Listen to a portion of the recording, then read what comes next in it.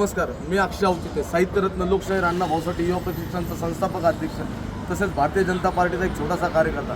आज आपण आलो राजवडी तरुण मंडळाच्या इथं। आज 15 दिवसापूर्वी इथं कॅमेऱ्यासाठी खोदकाम केलेलं होतं, पण त्या खोदकाम करत असताना मंडळाची काही आर्थिक नुकसान झालेली आहे। त्या आणि मुळात तो जो ठेकेदार आहे तो ठेकेदार मंडळाच्या कोणत्याही कार्यकर्त्याचा फोनही रिसीव्ह करत नाही आणि फोनला परत कॉल बॅकही करत नाही। तरी माझी PMCला विनंती आहे की तो जो कोणी ठेकेदार आहे त्याची तुम्ही दखल घ्यावी आणि त्या PMC का तो जो ठेकेदार आहे त्याच्यावर तुरंत कारवाई करून ही आमची जी मंडळाची नुकसान झालेली आहे त्याची भरपाई त्यांनी करून द्यावी।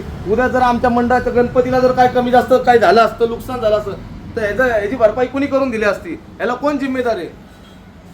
तसेच तुम्ही पाहू शकता आज किती 10 ते 15 दिवस झालेले ते खोदून ठेवलेले, त्याच्यामुळं आमच्या मंडळातील काही वयस्कर लोक पडलेले आहेत, त्याच्यामुळे त्यांना काही हातापायाला हानी पोचलेली आहे। तरी माझी PMCला विनंती आहे की तुम्ही लवकरात लवकर दिवाळीच्या अगोदर हे आमचं पूर्ण काम करून द्यावं का, हे व्यवस्थित कॉन्क्रीट करून तसं आमच्या मंडळाची जे नुकसान झालेली आहे त्याची भरपाई करून द्यावी, नाही तर अन्यथा आम्ही पूर्ण मंडळ घेऊन PMCला एक छोटंसं आंदोलन करू।